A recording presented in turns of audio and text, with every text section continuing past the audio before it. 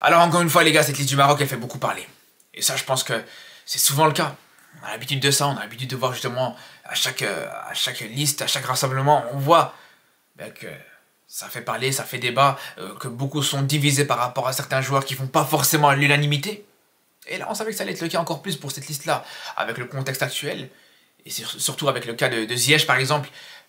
On va pas revenir là-dessus, mais avec sa fameuse story sur Instagram, on savait que voilà, le jour de cette liste, que ça ferait débat par rapport à ça. Alors, pour ce qui est de Ziyech, déjà on va commencer par ça, par l'absence de Ziyech. Bon, j'ai envie de vous dire malheureusement ou heureusement, je sais pas, ça dépend comment on se place, mais on n'aura toujours pas la réponse à cette question. Parce que on se disait et on se questionnait sur l'éventualité de voir Ziyech mettre un terme à sa carrière internationale, ou plutôt que la fédération marocaine mette un terme à la carrière de Ziyech en équipe nationale, par rapport à cette dernière story, on va pas revenir là-dessus, mais où il a un petit peu critiqué le gouvernement marocain. Et là, pour le coup, quand je vous dis malheureusement, on n'aura pas encore cette réponse, c'est que là, Ziyech revient à peine de blessure hier. Il est revenu, il a repris l'entraînement avec son club, avec Galatasaray. Donc c'est ce qui fait que aujourd'hui, on ne peut pas se dire, ouais, voilà, Ziyech ne sera pas convoqué sur l'avenir de cette sélection marocaine. On ne sait pas dire aujourd'hui, ouais, non, Ziyech, c'est fini. L'avenir de Ziyech en équipe nationale, c'est fini. Parce que, à partir du moment où on sait qu'il revient de blessure hier, je pense que peu importe le contexte, il aurait quand même pas été convoqué. Mais, après, ça ne veut pas dire pour autant que, voilà, c'est juste par rapport à la blessure qu'il n'est pas convoqué. C'est possible aussi que la fédération ait voulu, justement, mettre comment dire, la blessure comme excuse, se servir de cette blessure pour un peu temporiser et peut-être prendre une décision quand Ziyech reviendra déjà à son niveau, reviendra à son niveau physiquement. Peut-être à ce moment-là, voilà, on aura une réponse par rapport à ça. Mais bref, ça je pense que pour le cas de Ziyech et l'avenir de Ziyech en équipe nationale, je pense qu'on sera fixé sûrement sur le prochain rassemblement. Encore faudrait que Ziyech se blesse pas d'ici là, bien sûr. Mais dans tous les cas, voilà, on peut pas encore dire que l'avenir de Ziyech en équipe nationale du Maroc, elle est terminée.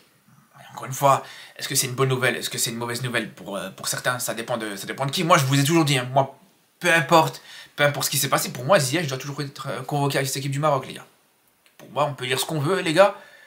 Non seulement, je comprends aussi, je vais pas revenir là-dessus, les gars, mais je comprends ce qu'a fait Ziyech, et je comprends le mécontentement de Ziyech d'une certaine manière. Ce que je comprends moins et ce que j'accepte moins, c'est plus la forme qu'il a utilisée quand il a fait cette fameuse story sur Instagram. Mais pour le coup, voilà, moi encore aujourd'hui, je pense que sportivement, le Maroc a encore besoin de Ziyech dans cette équipe nationale. Mais bref, en tout cas, voilà, comme je vous dis, la réponse, ça sera sûrement sur le mois prochain. Par contre, une autre absence qui fait aussi beaucoup parler, et j'attendais vraiment de voir cette liste pour voir est-ce que ce nom serait présent ou pas, c'est tout simplement pour ce qui est de Amin Harit, les gars. Alors, Amin Harit, sur son début de saison, les gars, avec Marseille, il fait peut-être son meilleur début de saison. Depuis qu'il est à l'OM. Un des meilleurs débuts de saison depuis le début de sa carrière. Il fait un très bon début de saison, même si, attention, dans le contenu, il y a beaucoup de choses à redire. Dans le contenu, on voit encore beaucoup de mauvaises décisions de sa part. On voit encore beaucoup de choix mauvais sur le terrain. Beaucoup d'erreurs de jugement, de précipitation, etc. Mais voilà, ça n'empêche pas que il y a beaucoup de choses positives.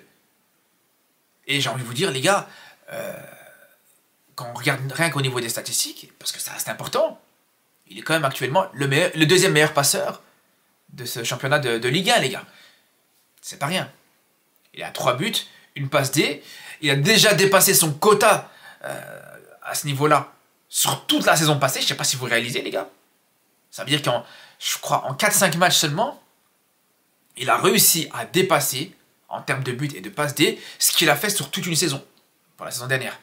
Donc ça reste exceptionnel. Le début de saison d'Harit, on peut dire ce qu'on veut. Certes, c'est vrai qu'il y a beaucoup de choses à redire, mais ce qu'il fait, ça reste très bon. Et surtout, pour ceux qui disent « Ouais, non, mais c'est pas suffisant. Ouais, mais non, il pourrait faire mieux. Ouais, mais non. » Je veux bien l'entendre, ça, qu'il pourrait faire mieux, que c'est pas suffisant, que si, et ça s'entend complètement. Mais le problème par rapport à ça, c'est qu'au niveau de la concurrence qu'on a actuellement en équipe nationale, ça reste, pour moi, au-dessus de la concurrence. Et peut-être même largement au-dessus, si on compare avec certains joueurs. Et ça, faut le prendre en compte. Et c'est pour ça, les gars, moi je vous dis la vérité, l'absence d'Harit, on peut la comprendre, il n'y a pas de problème là-dessus. On sait que, voilà, que non seulement c'est un joueur qui manque de régularité, et ça, moi, par rapport à Harit, les gars, Vous savez très bien que je suis pas du tout le plus grand fan d'Harit, les gars, loin de là. On va pas revenir sur ça, les gars, aujourd'hui. J'en parlerai une fois dans une vidéo, j'avais promis que j'allais en parler dans une vidéo, mais faut savoir que même il m'a bloqué sur Twitter pour savoir que voilà, c'est pas moi le fan numéro 1 d'Amin Harit, donc c'est pas moi qui va le défendre aujourd'hui. Ça, c'est une première chose. Deuxième chose, surtout en équipe nationale, parce qu'en club, il peut manquer de régularité, mais ça n'empêche pas que des fois, il est très bon en club, ça faut le dire. Mais en équipe nationale, là, pour le coup, il est très régulier. Il est dans sa médiocrité, dans sa nullité en équipe nationale, il est très régulier, ça, il n'y a pas de problème là-dessus. Donc c'est pour ça que je vous dis, d'une certaine manière, on peut le comprendre. Et on peut comprendre aussi son absence, par rapport à une troisième raison, c'est le fait que tout simplement, apparemment, après la dernière CAN, il y a eu des désaccords entre lui et Regragui sur le fait qu'il n'avait pas suffisamment de temps de jeu à son goût. Et quand on sait ça, quand on entend ça, les gars, on n'a pas besoin d'aller plus loin. Quand on entend ça, bien sûr que c'est tout à fait légitime que Regragui ne le convoque pas. Mais par contre, moi, ce que je déplore, dans la communication de Regragui, c'est que ils le disent pas directement. C'est que, voilà, ils tournent autour du pot. C'est qu'ils nous disent pas clairement, voilà, si Harit n'est pas convoqué, ben c'est pas forcément pour des raisons sportives, mais c'est pour des raisons extra-sportives, parce que j'ai un problème personnel avec lui, ou que... Bref, il le dit comme il veut, c'est pas ça la question, mais en tout cas, qu'ils nous disent directement que s'il le convoque pas, c'est par rapport à son manque de discipline, plutôt qu'à ses performances sur le terrain, les gars, tout simplement. Alors vous allez me dire, ouais, il l'a dit d'une certaine manière. Ouais, il a dit que Harit, c'est pas un joueur qui accepte d'être sur le banc. Ouais. D'accord, il n'y a pas de problème. Mais il dit ça juste après avoir dit, ouais, mais non, mais Harit, d'abord, si je l'ai pas convoqué, c'est parce que y a Elkanouz qui est présent, il y a Richardson qui est présent, et je préfère le profil de Richardson et Elkanouz. Je préfère Richardson, plutôt Saibari, je dis Richardson, Saibari. Je préfère Saibari et Elkanouz plutôt qu'Amin Harit, pour le coup. Et c'est là où je suis pas d'accord.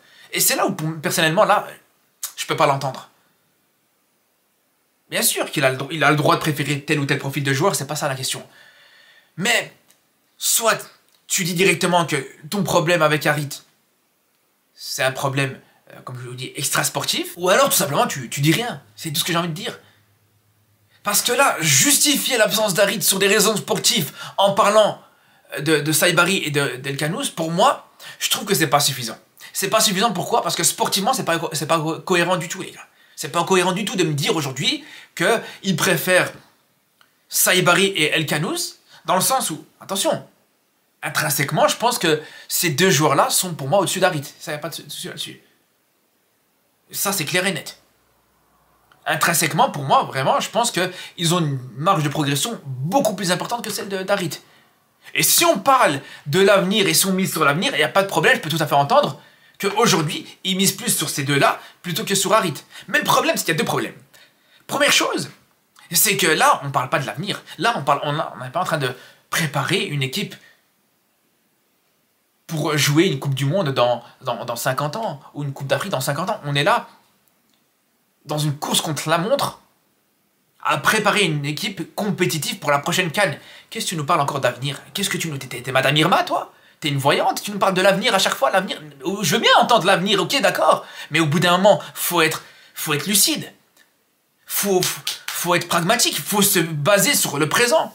Surtout, et encore plus dans ce contexte-là, où t'as Ziyech qui est blessé ou qui est pas là. Quand t'as Brahim Diaz aussi qui est blessé et qui est pas là. Donc tu manques de... T'as tes deux leaders techniques qui sont pas présents. Au bout d'un moment, il faut arrêter de me parler de l'avenir aussi, il faut travailler sur le court terme. Alors je dis pas que Harit aurait été celui qui aurait pris ce statut de leader technique non plus, c'est pas ça que je veux dire. Mais le problème c'est quoi? Et moi en tant que supporter du Barça, si j'ai bien appris une chose les gars, si j'ai bien appris une chose en tant que supporter du Barça, c'est que ça marche jamais de préparer l'avenir, de préparer certains jeunes joueurs quand t'as que des jeunes joueurs sur le terrain. Quand je dis que, c'est entre guillemets, voilà. C'est bien qu'il n'y a pas que des jeunes joueurs, mais bref. Quand tu as trop de jeunes joueurs, c'est pas bon non plus.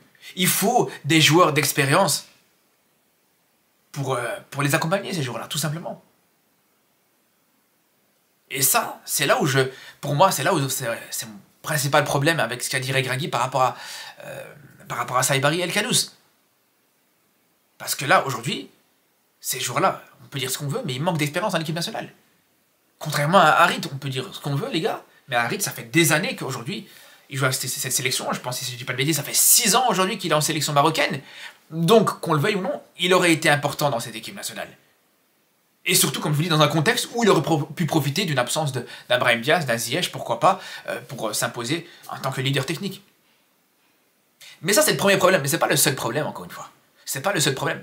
La deuxième chose, surtout, et c'est là où, pour moi, comme je vous dis, l'argument de Saïbari El Khanous, il peut pas être pris en ligne de compte, c'est tout simplement quand tu nous dis qu'aujourd'hui, que tu préfères Saïbari El Khanous, à partir du moment où tu vois qu'il y en a un, en l'occurrence El Khanous, qui a quasiment pas de temps de jeu depuis le début de la saison avec Leicester, qui n'est pas forcément, je pense, aujourd'hui le joueur le plus fiable à ce niveau-là.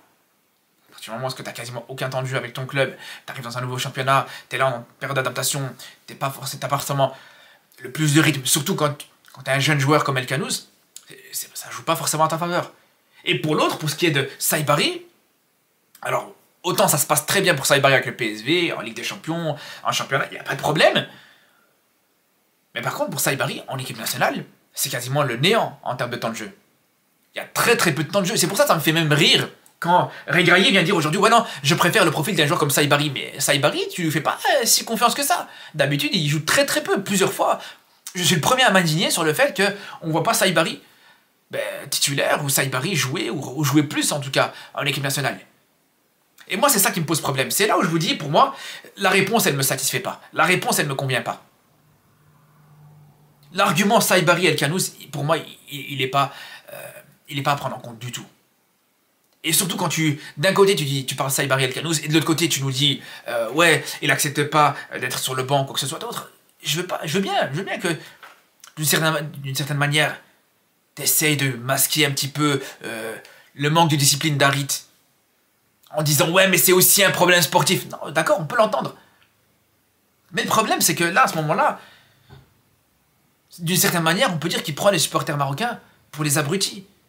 Encore une fois, moi j'ai horreur, je vous dis la vérité, moi j'ai horreur des coachs qui essaient de nous masquer la vérité, qui essaient de... Encore une fois, on ne dit pas qu'ils doivent venir nous cracher sur Harit publiquement, c'est pas ça qu'on veut. Mais juste d'être cash, d'être transparent sur ça. C'est là où je suis déçu. Et j'aurais bien aimé entendre juste, voilà, Harit, il aura beau faire ce qu'il veut en club, il pourra être aussi bon en club qu'il veut. Moi, personnellement, Harit, à partir du moment où j'ai eu des problèmes avec lui, tout simplement juste qu'il dit j'ai eu des problèmes avec lui, ou que son comportement ne me plaît pas, voilà. Ça nous suffit entièrement, et puis là, au moins, on est d'accord. Comme ça, au moins, nous-mêmes, en tant que supporters marocains, ou en tant qu'amateurs du football, ou en tant que suiveurs du football marocain, mais quand on voit les matchs d'Harit, on sait que, voilà, dans tous les cas, il aura beau faire ce qu'il veut, on ne sera pas en train de se projeter sur la prochaine liste, la prochaine convocation, est-ce que Harit sera présent ou pas? Et quand il laisse un peu la porte entrouverte et dit ouais, aujourd'hui il sera pas convoqué, il est pas convoqué, mais peut-être le mois prochain il sera convoqué. Moi personnellement j'ai horreur de ça. Il y en a qui sont contents, il y en a pour qui voilà, cette réponse elle satisfait. Mais moi je vous dis, une réponse comme ça où tu joues sur les deux tableaux, où tu es un petit peu ambigu, je déteste ça. Après c'est mon point de vue et voilà, tranquille, il y a rien de grave. Mais il y a aussi quelque chose par contre par rapport à Harit, et après on va boucler sur Harit.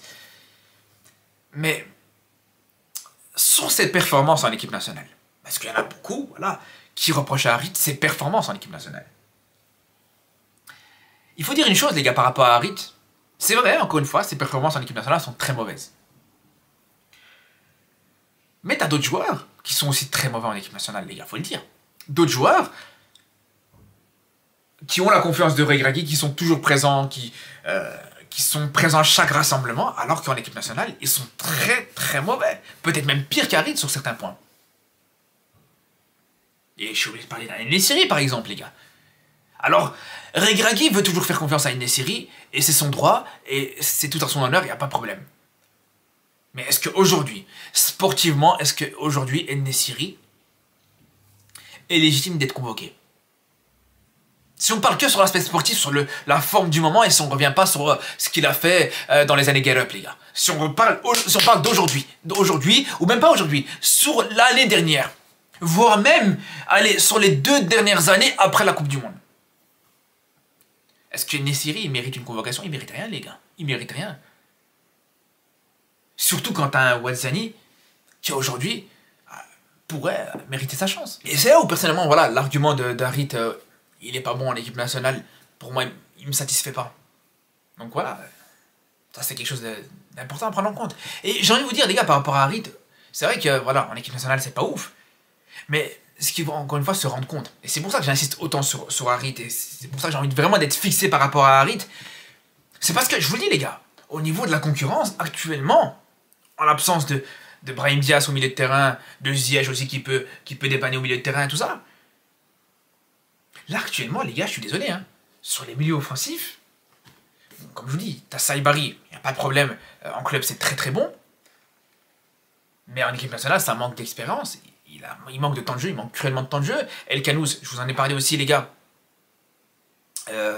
actuellement ça va pas trop bien, c'est pas que ça va pas trop bien, mais c'est qu'il n'y a pas beaucoup de temps de jeu aussi en club, il y a très très peu de temps de jeu en club. Ounahi, il a été exilé je sais pas où, dans quel vieux club dans le championnat grec, au Panathinaikos. Et là, on peut jouer à ce jeu-là, on peut jouer très longtemps, les gars. Même le petit Belayan. Alors, voir ce qu'il va donner, il n'y a pas de problème. Ça peut être un très bon joueur, j'attends de voir ce qu'il va donner. Mais là aussi, on n'a pas la conviction que tous ces joueurs-là seront meilleurs que Harit en équipe nationale, les gars. Quand on prend tous ces éléments en compte. Alors, en tout cas, sur le long terme. Alors aujourd'hui, sur le court terme, un Ounahi par exemple, bien sûr que ça posera pas de problème, le fait qu'il a été exilé dans le championnat grec. Mais si on parle du long terme, quand même bien le faire régailler pour le coup. Dans 2, 3, 4 mois, les gars. Allez, on va même dire dans 1 an, quand la CAN elle débutera. Est-ce qu'à ce moment-là, Ounahi sera toujours performant? Est-ce qu'à ce moment-là, Ounahi sera toujours compétitif? C'est là où on se pose des questions. Mais bref. Après, j'ai parlé des joueurs un peu offensifs, mais il faut aussi parler un petit peu de la défense. Parce que dans la défense, les gars, on va être honnête, il y a plusieurs choix un petit peu spécial, un petit peu bizarre. Moi, je comprends pas déjà, par exemple, un Abdelhamid qui fait un très bon rassemblement sur le mois de septembre. Il a été très bon au mois de septembre. Il a fait son retour en équipe nationale. Voilà, le mec est là. Et là, on le voit que d'un coup, voilà, il a décidé d'arrêter de le convoquer, de plus être présent qu'il soit plus présent dans cette liste. Moi, c'est là où, encore une fois, j'arrive pas à comprendre la cohérence de certains choix. Pourquoi tu décides de convoquer un joueur au mois de septembre? Le joueur est bon, il répond présent. Mois d'après, de nouveau, tu refais une liste et là, le joueur il est plus là.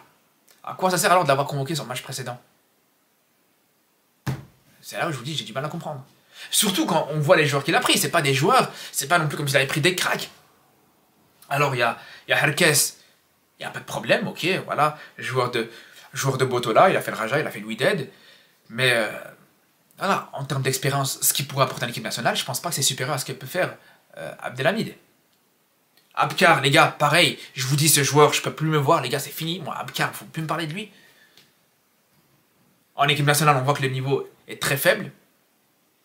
En championnat, c'est pas ouf du tout. En plus de ça, on va pas revenir sur son match contre le Real, où le mec, à la mi-temps, alors que son équipe est en train de perdre, il va demander à Mbappé d'échanger son maillot. Je vous dis la vérité, pour moi, ça renvoie un signal très négatif par rapport aux joueurs. Ça renvoie vraiment un signal du fait que, pour moi, le joueur, pour moi, ça manque de sérieux déjà pour commencer. Tu demandes un maillot à la mi-temps, alors que tu es en train de perdre, ça veut dire que je suis désolé, hein. Pour moi, tu es un perdant, tout simplement. T'es pas un joueur compétitif, t'es pas un joueur qui a envie de gagner, qui a pas comme seul objectif et seul truc la victoire. Mais bref, c'est encore un autre débat. Pareil pour Aïd Boutlal, très bon joueur, marge de progression énorme, y a pas de problème. Mais le mec, il a 0 temps de jeu, 0 minute de temps de jeu avec Rennes. 0 minute de temps de jeu avec Rennes. Après, il joue avec la réserve de Rennes. Mais est-ce qu'on va commencer à se baser et à construire une équipe nationale avec des joueurs qui jouent en réserve? Les gars, faut être honnête. Faut être honnête au bout d'un moment. En plus, je parle d'Abdelhamid, mais on pourrait parler aussi du petit Omar El Hilali de l'Espagnol Barcelone, les gars. Pour moi, franchement, ce joueur, j'aime beaucoup. Je vous dis la vérité, c'est un très bon joueur. Quand on voit ce qu'il fait depuis le début de la saison avec l'Espagnol, les gars, quand on voit son match contre le Real qui est vraiment très très bon, la vérité, même si, bon, c'était un match compliqué pour son équipe, faut être honnête, faut remettre les choses en perspective. Mais malgré tout, il fait vraiment le travail. En plus de ça, il a la possibilité d'être polyvalent, de jouer autant sur un côté en tant que latéral droit qu'en défense centrale droit. C'est pour ça que je vous dis, franchement, j'aurais bien aimé le voir aussi, les gars. Je vous dis la vérité.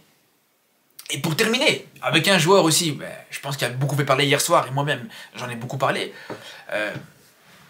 C'est le petit Boadi. Alors, je dis pas que dans cette liste, il devait être convoqué absolument, je dis pas que voilà.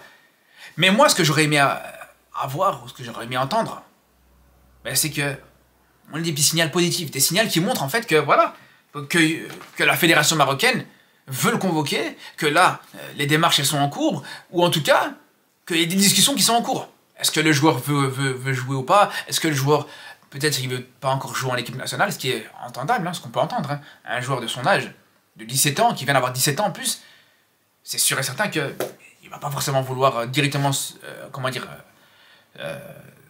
faire une carrière internationale en équipe A. C'est vrai que c'est des matchs qui sont compliqués, c'est des matchs qui sont pas faciles. Et quand tu additionnes à ça les matchs en club, voilà, c'est sûr que pour un joueur comme ça, on peut entendre qu'il n'a pas encore envie de faire un choix de sélection, il n'y a pas de problème là-dessus. Mais c'est là où je vous dis, on aurait aimé entendre ça. On aurait aimé, voilà, que la situation, elle aurait été clarifiée de la bouche du sélectionneur, en fait, tout simplement. C'est aussi simple que ça, les gars. Parce que là, on parle quand même d'un joueur. Pour ceux qui vont nous dire, ouais, non, on s'emballe sur ce joueur-là pour un seul match. Mais on parle d'un match contre le Real Madrid, les gars. D'un match contre les champions d'Europe. C'est là où je vous dis, moi, personnellement, quand je vois ce genre de match, en Ligue des Champions, contre le Real Madrid, où t'as un jeune joueur de 17 ans qui a la possibilité de se balader face au milieu de terrain du Real Madrid, les gars, t'as pas besoin de 150 matchs, les gars, je suis désolé. Pour moi, c'est suffisant, ne serait-ce que pour montrer un intérêt clair. Pour le convoquer, c'est autre chose, bien sûr. Mais pour montrer un intérêt clair et montrer clairement que tu comptes sur le joueur, que ce soit en privé et surtout en public, pour moi, c'est hyper important. Les gars, à partir du moment où on est à la sélection qui a perdu Lamine Yamal, les gars, qui a perdu peut-être le meilleur joueur actuellement, peut-être le joueur avec la meilleure marge de progression actuellement, les gars, je suis désolé, les gars, mais on n'a plus droit à l'erreur. On n'a plus droit à l'erreur. Pour beaucoup, et pour moi le premier, le fait d'avoir perdu Yamal, j'arrive toujours pas à le digérer. C'est sûr et certain que quand t'as un joueur, quand t'as ne serait-ce qu'un doute qu'un joueur pourrait être le nouveau Yamal, si t'as ne serait-ce qu'un % de doute, pour moi, il faut pas s'en priver du tout, les gars. Et on va pas entendre qu'il fasse 150 bons matchs contre le Real Madrid pour enfin le convoquer. Donc c'est là où pour moi il faudra vraiment pas se rater à ce niveau-là.